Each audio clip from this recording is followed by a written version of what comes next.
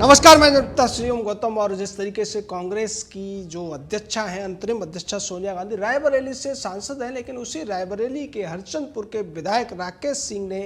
जो किया है उससे अब सोनिया गांधी की मुश्किलें बढ़ गई हैं। उनको बहुत ज़्यादा घबराहट हो रही है। दरअसल जिस तरीके से खबर आई थी कि सोमनाथ भारती जो उत्तर प्रदेश में स्कूलों और अस्पतालों की स्थिति का जायजा लेने के बहाने से उत्तर प्रदेश सरकार पर सवाल उठाने गए थे, और उसके बाद अस्पताल में जाकर जिस तरीके से बयान दिया सोमनाथ भारती ने कि उत्तर प्रदेश के अस्पतालों में तो कुत्तों के बच्चे पैदा होते हैं, उससे जो स्थानीय लोग थे वो नाराज हुए। और उन्हीं में से एक जितेंद्र सिंह ने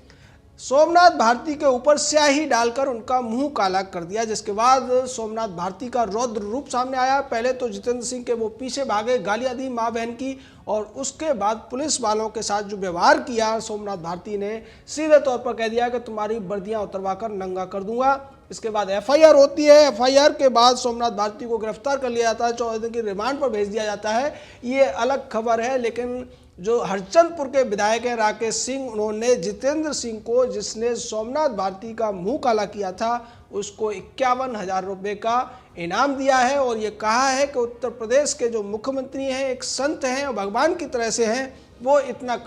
अच्छा काम उत्तर प्रदेश के लिए कर रहे हैं। और सोमनाथ भारती जैसे जो छुटभैये दलाल नेता है, वो अगर इस तरीके की बातें करते हैं तो ऐसे लोगों के ऊपर रासुका लगनी चाहिए, जो सीधे तौर पर मुख्यमंत्री को मारने तक की बात करते हैं, पुलिस को भद्दी गालियां देते हैं, उनका अपमान करते हैं, और माँ बहन की गालियां देकर खुद को बहुत बड़ा दबंग दिखाने की कोशिश करते हैं। अब ये जो खबर है, इससे दोनों ही पार्टियों को बड़ा झटका लगा है। आम आदमी पार्टी को ये लग रहा था कि कांग्रेस पार्टी उत्तर प्रदेश में उसकी मदद करेगी, उसके लोगों को साधन मुहैया कराएगी, जैसा दिल्ली में हुआ था, लेकिन ऐसा नहीं हुआ। और उत्तर प्रदेश में जिस तरीके से कांग्रेस के विधायक ने उस व्यक्ति को सम्मानित किया जिससे सोमनाथ भारती को आईना दिखाया और उसे बताया कि ये उत्तर प्रदेश है, दिल्ली नहीं है, जहां पर तुम महिलाओं का अपमान करके भी नेता बने रहोगे, महिलाओं को गाली देकर अपनी पत्नी पर कुत्ते छुड़वाकर भी तुम नेता बने रहोगे, और तो और विदेशी महिलाओं को जबरदस्ती मूत्र त्याग के लिए विवश कर दोगे, लेकिन कोई को तुम्हारा कुछ नहीं बिगाड़ पाएगा, यहां पर तुम्हें जवाब मिलेगा। और ऐसा कहते हुए राकेश सिंह ने यह भी कहा कि हमारे इस वीर युवक ने उत्तर प्रदेश की शान का जिस तरीके से सही तरीके से संदेश दिया है, क्योंकि जिस तरीके की गालियां दे रहा था सोमनाथ भारती, ये सही संदेश उसको मिला है। कांग्रेस पार्टी के लिए बहुत बड़ा झटका है, क्योंकि जिस रायबरेली में सोनिया की एकमात्र सीट बची है, अमेठी की सीट तो राहुल गांधी गंवा ही चुके हैं। राहुल गांधी अपनी पुश्तैनी सीट को इसलिए हार गए क्योंकि देश के प्रधानमंत्री पर अनर्गल आरोप लगाते रहे,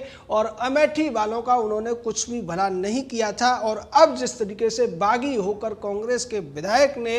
कांग्रेस की सोच से अपने आप को अलग कर लिया है, कांग्रेस की घिनौनी राजनीति से अलग कर लिया है, और सीधे तौर पर यह कह दिया है कि उत्तर प्रदेश की जो सरकार काम कर रही है वो अच्छा काम कर रही है, बेहतर काम कर रही है, उत्तर प्रदेश का सम्मान इससे बढ़ रहा है, उत्तर प्रदेश के लोगों का हित इससे हो रहा है, और ऐसे मुख्यमंत्री पर सवाल उठाना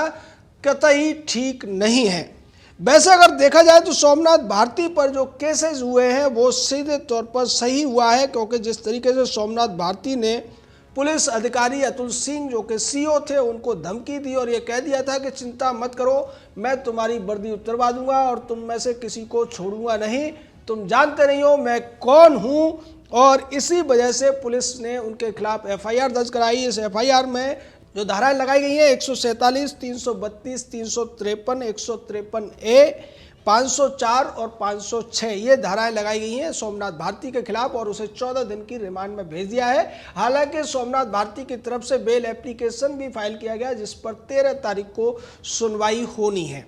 और सोमनाथ भारती पर पुलिस की कार्रवाई होने के बाद में सोमनाथ का आका अरविंद केजरीवाल बौखला गया, और उसने ये कहा कि मेरा सोमनाथ तो बहुत अच्छा आदमी है, और ये उत्तर प्रदेश के स्कूलों की सच्चाई खोलने के लिए और वहाँ के अस्पतालों की सच्चाई खोलने के लिए गया था। लेकिन उत्तर प्रदेश के मुख्यमंत्री को ये डर लगता है कि उत्तर प्रदेश के अस्पतालों की सच्चाई अगर सामने आ जाएगी तो लोग उनकी बातों उनसे सवाल करेंगे और अगर उन्हें उत्तर प्रदेश के स्कूल नहीं सुधारे जाते तो वो मनीष सिसोदिया से सीख लें कि कैसे स्कूलों को सुधारा जाता है। लेकिन अरविंद केजरीवाल ये भूल गया कि एक दो स्कूल जिनमें इन्होंने स्विमिंग पूल बनाने का नाटक किया है, बाकी स्कूलों की दिल्ली की जो हालत है, वहाँ के जो पेरेंट्स परेशान हैं कि उनके बच्चों को ज़बरदस्ती स्कूल से टीसी थमा दी जाती है क्योंकि वो पढ़ने में कमज़ोर हैं और रिजल्ट को बेहतर दिखाने के लिए ऐसे बच्चों को क्लास में भी नहीं आने दिया जाता है, उनको ओपन स्कूल से फॉर्म भरवा दिए जाते हैं। और दूसरी तरफ जो स्कूलों की बिल्डिंग बनाने के नाम पर एक बड़ा घोटाला केजरीवाल ने किया है, उसका भी आरटीआई के माध्यम से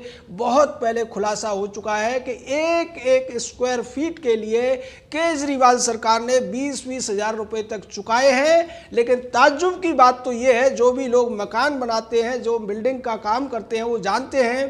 कि लेंटर डलवाने में खर्चा ज़्यादा आता है, लेकिन केजरीवाल ने जानबूझकर स्कूल की छतों में लेंटर नहीं डलवाए, केवल गार्डर और पत्थर की जो पट्टियाँ होती है उससे वहाँ पर छतें बनवाई है, जबकि स्कूलों में छतें इस तरीके से नहीं बननी चाहिए क्योंकि ऐसी जो पट्टियाँ होती है, ऐसा जो पत्थर होता है, उसके टूटने की संभावना रहती है। बच्चे स्कूल में पढ़ने के साथ साथ खेलते कूदते भी हैं और ऐसी स्थिति में अगर कोई दुर्घटना होती है तो उसका जिम्मेदार कौन होगा, इस बात का जवाब न केजरीवाल देता है, न ही उसका जो नायब है, जो उसका छुटवैया है मनीष सिसोदिया, वो देते हैं। और इसी बात को ये बढ़ा चढ़ाकर दिखाने की कोशिश करते हैं कि इन्होंने दिल्ली के स्कूलों की कायाकल्प कर दी है। लेकिन वास्तविकता तो ये है कि आज भी दिल्ली के स्कूलों में जिस तरीके की स्थितियां हैं, इन्होंने जो प्लेग्राउंड थे जो कि स्कूलों के लिए बहुत ज़्यादा ज़रूरी होते हैं, उन प्लेग्राउंड्स को खत्म करके वहाँ पर बिल्डिंगें खड़ी कर दी हैं और बिल्डिंगों में भी इस तरीके से सेफ्टी का ध्यान नहीं रखा गया,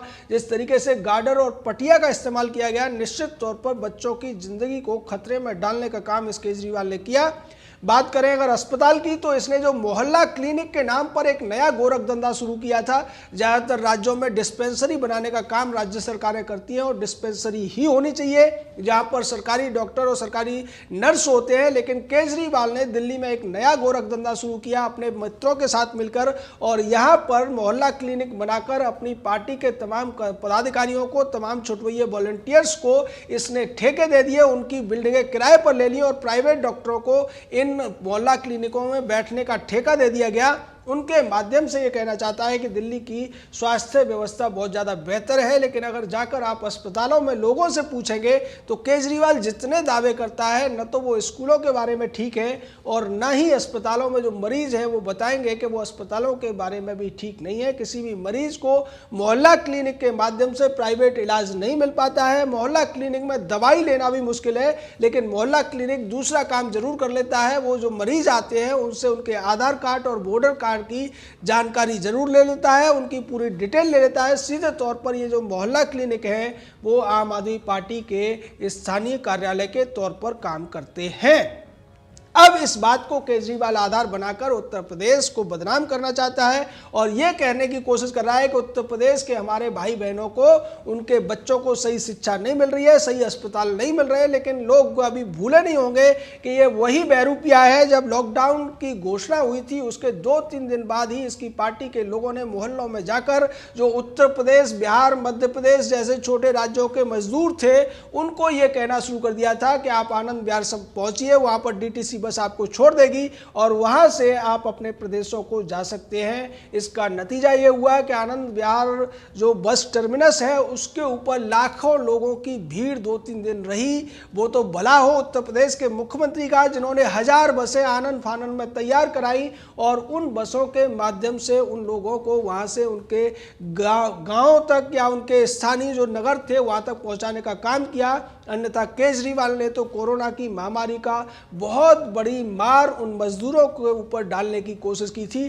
केजरीवाल की सोच ये थी कि जो उत्तर प्रदेश, बिहार या छोटे राज्यों से आए हुए मजदूर हैं उनका बोझ दिल्ली क्यों सहे, उनकी कोरोना की चिंता दिल्ली क्यों करे, उन्हें उनके प्रदेशों में वापस धकेल दिया जाए। और वैसा ही किया भी था केजरीवाल, मनीष सिसोदिया, संजय सिंह जैसे लोगों ने। लेकिन आज वही केजरीवाल उत्तर प्रदेश के लोगों का, उत्तर प्रदेश के मजदूरों का, वहाँ के बच्चों का कितना बड़ा हितैषी बनने का ड्रामा कर रहा है, ये इससे बेहतर वही लोग समझ सकते हैं जो इसके साथ रहे हैं हम तो पहले कहा करते थे कि केजरीवाल एक्टिंग के मामले में बड़े बड़े ऑस्कर विजेताओं को भी मात कर सकता है। ये इतने बड़े ढोंग की एक्टिंग करता है कि लोगों को लगेगा कि इससे अच्छा बेहतर आदमी कोई दुनिया में है ही नहीं, लेकिन जब इसके काले कारनामे लोगों को पता चलते हैं तब वो समझते हैं कि ये तो एक नंबर का ठग है, एक नंबर का बदमाश है। लोगों को टोपी पहनाने का काम ये इतनी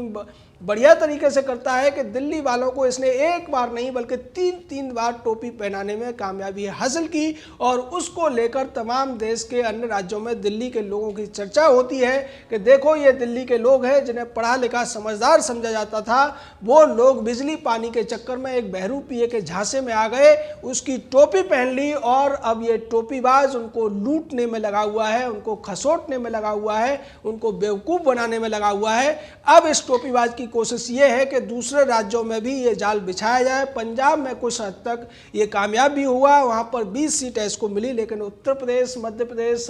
हरियाणा या दूसरे राज्यों में अभी तक इसकी दाल नहीं गली है।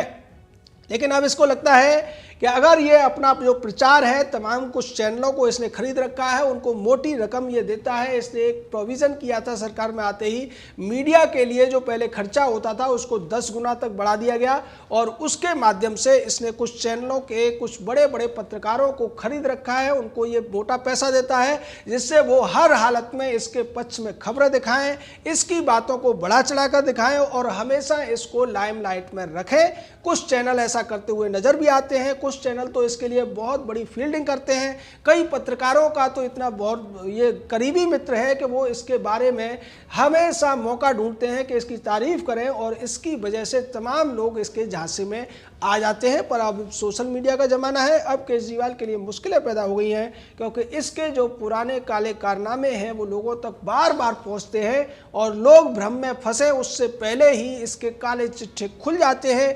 जिस तरीके से इसका एक आदमी जो विधायक है, पहले दिल्ली में मंत्री भी रह चुका है, वो उत्तर प्रदेश में जाकर एक ड्रामा करने वाला था, लोगों को पहले ही पता चला, और उसका नतीजा अब ये है कि इसका विधायक जेल में पड़ा हुआ है, जुडिशियल कस्टडी में पड़ा हुआ है। जय हिंद, जय भारत।